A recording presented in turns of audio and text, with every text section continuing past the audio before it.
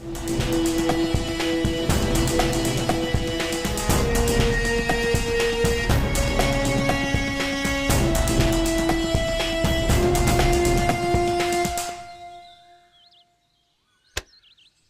பொய்யான டாக்குமெண்ட்.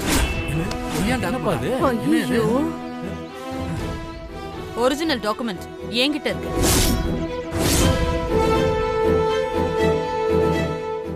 இந்த உயில் என்ன எழுதி இருக்குன்னு நீங்களே படிங்க. புடிங்க சார், படிங்க. இந்தாங்க.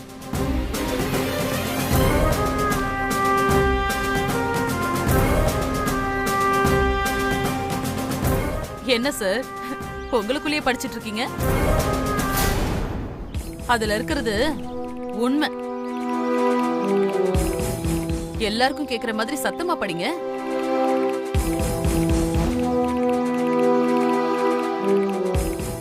என்னுடைய அசையும் அசையா சொத்துக்கள் அனைத்தும் எனது சொந்த உழைப்பில் வாங்கியது. எனது டீ எஸ்டேட்டில் உள்ள 500 ஏக்கர் நிலத்துக்கும் அதன் மூலம் வரும் வருமானத்திற்கும் முறைப்படி வருமான வரி செலுத்தி உள்ளேன். எனது சொத்துக்கள் அனைத்துக்கும் எந்த வில்லங்கமும் இல்லை. எனது மறைவுக்கு பிறகு எனது அசையும் அசையா சொத்துக்கள் அனைத்தும் மேல படிங்க சார். எனது வளர்ப்பு மகள் சங்கவிக்கே உரிமைப்பட்டது.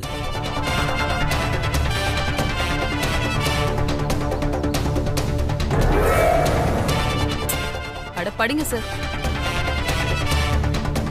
இவை அனைத்தும் எனது முழு மனதுடனும் சுய நினைவுடனும் எழுதியது. இப்படிக்கு செங்கோடன். மோசம் போயிட்டுமா? இது பொய்.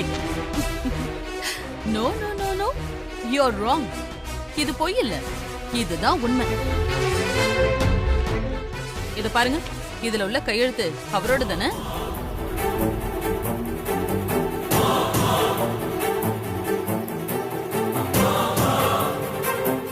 இப்ப புரியுதா?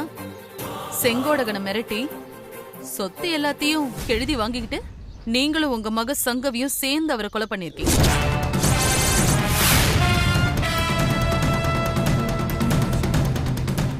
இல்ல, இது அராஜகம். எது அராஜகம்? என்னோட டேபிள்ல இருந்த ஆதாரத்தை அழிச்சிட்டா தப்பிச்சிடலான்னு நினைக்கிறீங்களா? உங்களை சும்மா விட்டுருவனா? மேடம், இங்க பாருங்க. இது 7 வருஷத்துக்கு முன்னாடி அவர் எழுதின உயில். இதுதான் ஒரிஜினல், இதுதான் உண்மை. என்ன மிஸ்டர் செல்வேந்திரன், வக்கீலையும் உங்க கொள்ளையில கூட்ட சேர்த்துட்டீங்க போல. மேடம், வக்கீல் சார், எது உண்மையான பத்திரங்கிறத கோர்ட் முடிவு பண்ணட்டும். அது வரைக்கும் இதெல்லாம் என்கிட்டயே இருக்கட்டும்.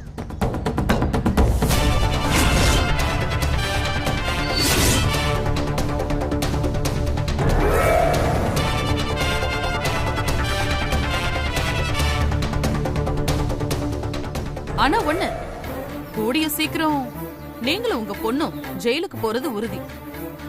அன்னைக்கு உங்களை யாரு காப்பாத்துறாங்கன்னு நானும் பாக்குறேன்.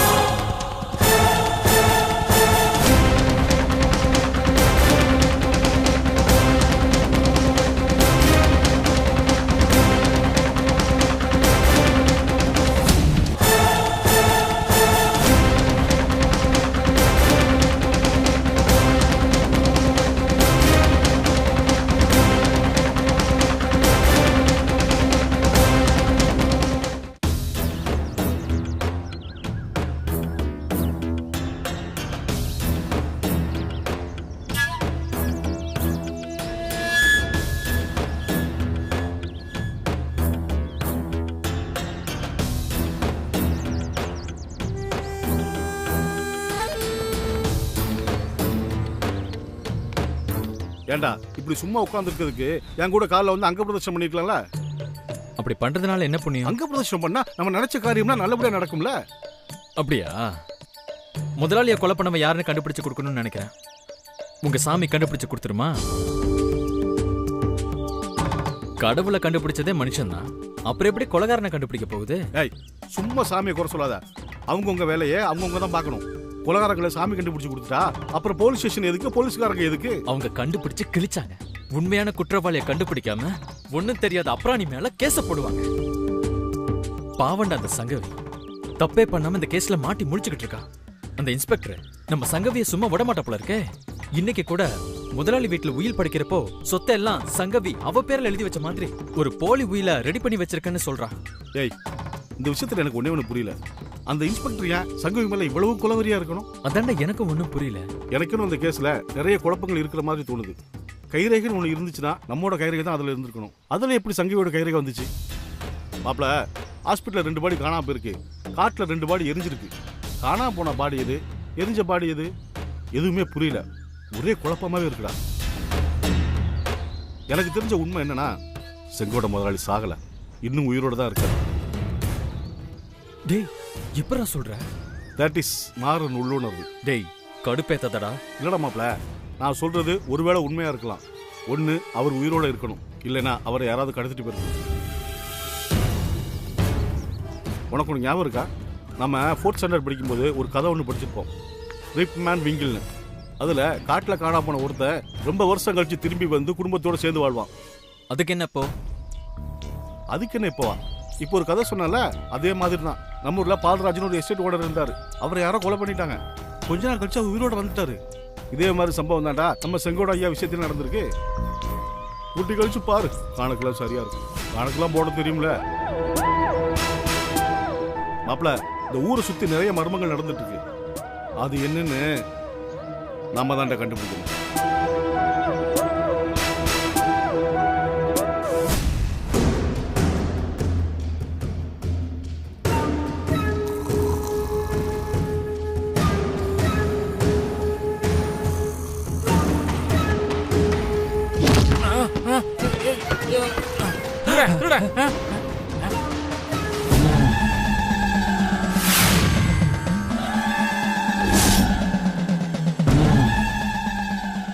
என்னடா போலீஸ் ஸ்டேஷன்ல வந்து தூங்கிட்டு இருக்க? இது என்ன உன் வீடுன்னு நினைச்சுக்கிட்டு இருக்கியா? ஐயோ ஏட்டையா, ஐயா எந்திரிங்க எந்திரிங்க, பாத்து உட்காருங்க. அடி எதுவும் பல்ல இல்லைங்கய்யா? அதெல்லாம் ஒண்ணும் இல்லப்பா. பாட்டி அமைதியா பேசுறா. இன்ஸ்பெக்டர் அம்மா ஊர்ல இல்ல, அவங்க வெளியூர் போயிருக்காங்க பாட்டிமா. யாருக்கு யாரா பாட்டி? ஏன் பேத்தி ஊருக்கு போயிருக்கிறது எனக்கு தெரியாதா? ஏன் பேத்தி உனக்கு மேலதிகாரினா அவளுக்கு நான் தாண்டா மேலதிகாரி, புரியுதா? என் பேத்திய எப்படி கூப்பிடுவ? மேடம். அப்போ என்ன எப்படி கூப்பிடணும்? Madam madam madam.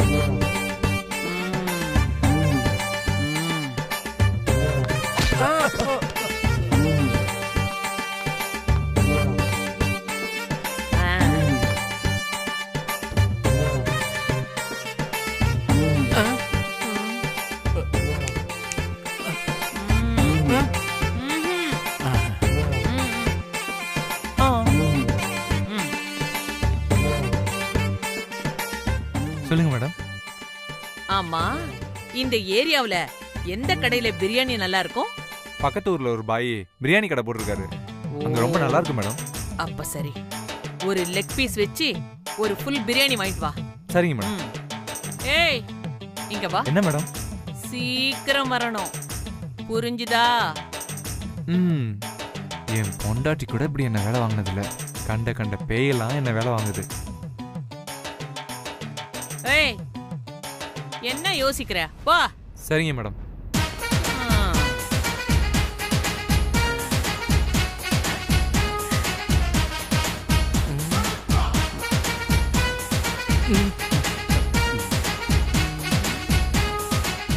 ஏய், அங்க என்ன பண்ணிட்டு இருக்க? இங்க வா. வா. ஆமா, கால் வலிச்சா என்ன பண்ணுவ? எனக்கு கால்லாம் வலிக்காது மேடம். வலிச்சா என்ன பண்ணுவ? வலிச்சா என் பொண்டாட்டி தைலம் தேய்ச்சி விடுவா மேடம். பொண்டாட்டி இல்லனா? நானே தேய்ச்சிக்குவேன் மேடம். ஆ, இப்போ நீ தைலெல்லாம் ஒண்ணும் தேய்க்க வேணாம். கால் வலிக்குது, கொஞ்சம் நெட்டி மட்டும் முறிச்சு விட்டுரு.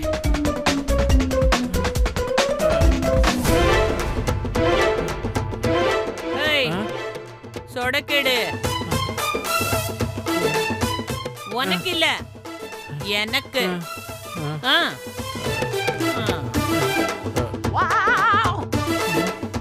ஏய், என்ன பண்ற? ஆட்டாதீங்க மேடம். ஏடு.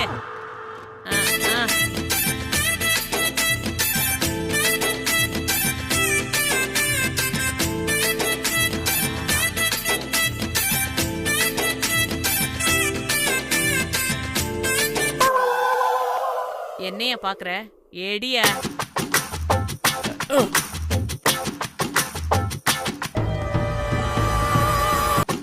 ஆஹா.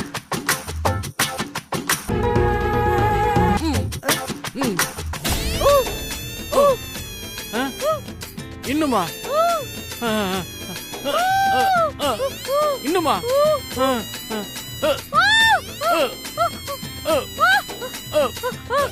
இதுக்கு மேலையுமா?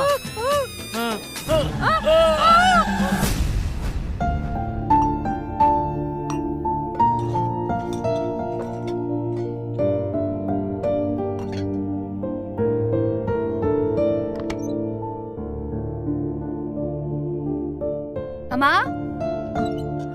அம்மா, வாங்க மாப்ள. வாங்க வாங்க மாப்ள, உட்காருங்க. அம்மா, நம்ம ராஜிகா வீட்ல சுமங்கலி பூஜை, அதுக்கு தான் போயிட்டு வரேன். சூப்பரா இருந்துச்சுமா. மனசுக்கு எவ்வளவு சந்தோஷமா இருக்கு தெரியுமா? அதே மாதிரி நம்ம வீட்லயே ஒரு சுமங்கலி பூஜை வைக்கணுமா. என்னடி சொல்ற? ஆமாம்மா, எனக்கு கல்யாணம் நடந்து எத்தனை வருஷம் ஆச்சு. அதுக்கப்புறம் நம்ம வீட்ல எந்த நல்ல காரியமும் நடக்கல. தம்பி கல்யாணத்துக்கு முன்னாடி நம்ம வீட்ல ஒரு சுமங்கலி பூஜை நடத்தணும். அப்படி பண்ணா அந்த வீட்டுக்கு ரொம்ப நல்லதாம்மா. என்னம்மா யோசிக்கிற? சரிடி, நீ சொன்ன மாதிரியே பண்ணிடுவோம். நம்ம வீட்லயும் சுமங்கலி பூஜை நடத்திடுவோம். சும்மா நடத்தினா பத்தாது, எல்லாரையும் கூப்பிடணும். முக்கியமா பொண்ணு வீட்டுக்காரங்களை கண்டிப்பா கூப்பிட்டே ஆகணும். சரிம்மா, அப்படியே பண்ணிடுவோம். அப்பா வந்த உடனே இத பத்தி பேசி நம்ம வீட்ல சுமங்கலி பூஜை பண்றதுக்கு ஏற்பாடு பண்ணிடுவோம். மாப்பிள்ள வந்து ரொம்ப நேரம் ஆகுது, நான் போய் டிஃபன் ரெடி பண்றேம்மா. சரிம்மா.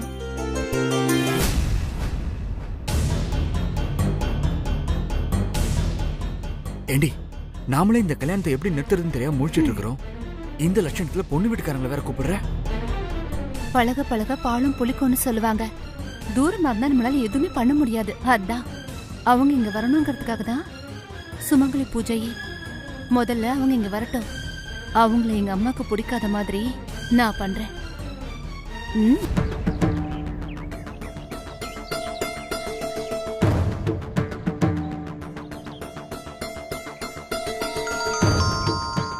அப்பா, போன் வந்திருக்கு. சம்பந்தி இந்த நேரத்துல ஏன் போன் பண்றாரு? ஹலோ, சொல்லுங்க சம்பந்தி. ரொம்ப சந்தோஷம் சம்பந்தி, கண்டிப்பா வந்துடுறோம். சரிங்க சரிங்க சம்பந்தி, போனை வச்சிட்டுங்களா? அம்பிகா, அம்பிகா, சம்பந்தி வீட்ல இருந்து போன் பண்ணாங்க. வர வெள்ளிக்கிழமை சுமங்கலி பூஜை வச்சிருக்காங்களா, நம்மள அவசியம் வர சொன்னாங்க. கண்டிப்பா போயிட்டு வருவோங்க. சரிம்மா. சம்பந்தி கூப்பிட்டா நம்ம போகாம இருக்க முடியுமா? சென்னைக்கு போயிட்டு வரும்போது சங்கவி கல்யாணத்துக்கு தேவையான நகை நட்டு துணிமணிங்க எல்லாமே சென்னையில எடுத்துட்டு வந்துருவோங்க. ஏன்னா நம்ம ஆசைப்பட்ட மாதிரி இங்க வாங்க முடியாது. ஆமா ஆமா, அங்கே வாங்கிக்கலாம். அப்ப நானும் சென்னைக்கு வருவேன். அக்காவுக்கு எந்த மாதிரி ட்ரெஸ் நகை எல்லாம் வாங்கணும்னு எனக்கு தான் தெரியும். என்னையும் உங்க கூட கூட்டிட்டு போங்க.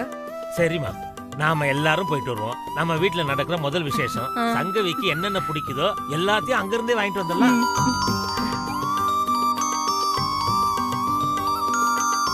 மா, பசிக்குதுமா, காலேஜுக்கு டைம் ஆச்சு. ஆயிடுச்சுடி, ஒரு 5 நிமிஷம் போரு. அம்மா, கட் பண்ணது போதும், கூடு.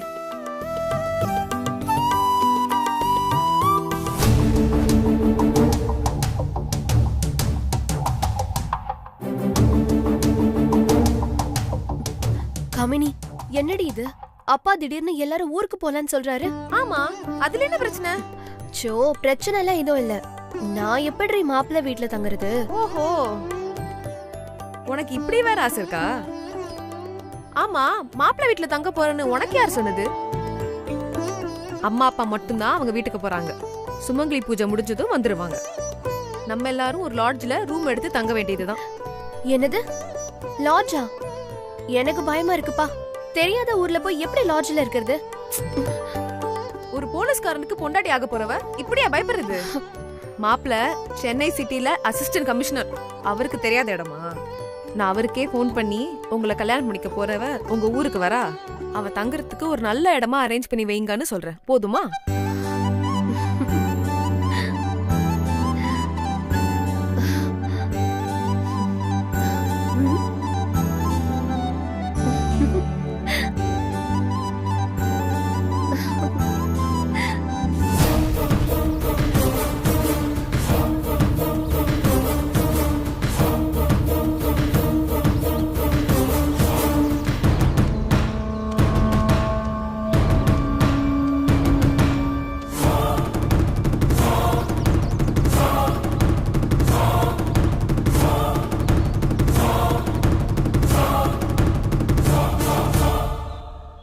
போன காரியம் என்னாச்சு? ஜோசியரை போய் பார்த்து பேசிட்டு தான் வரேன். இன்னும் ஒரு வாரத்துக்குள்ள நம்ம காரியம் நடக்கணும். அதை விட்டா 6 மாசத்துக்கு கிரகநிலை சரியில்லையா?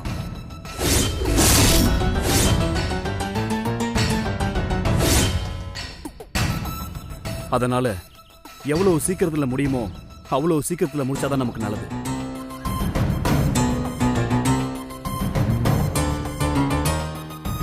ஜோசியர் சொன்னா கரெக்டா தான் இருக்கும். நெல்லு அறுவடைக்கு வரும்போதே அறுத்தாகணும், இல்லைன்னா யாருக்குமே இல்லாம போயிடும். நம்ம தேடலை இன்னும் அதிகப்படுத்தணும். அப்பதான் ஒரு வாரத்துல நாம அதை கண்டுபிடிக்க முடியும். இல்லைன்னா நாம இத்தனை நாள் கஷ்டப்பட்டதுக்கு அர்த்தமே இல்லாம போயிடும். கிளம்புங்க.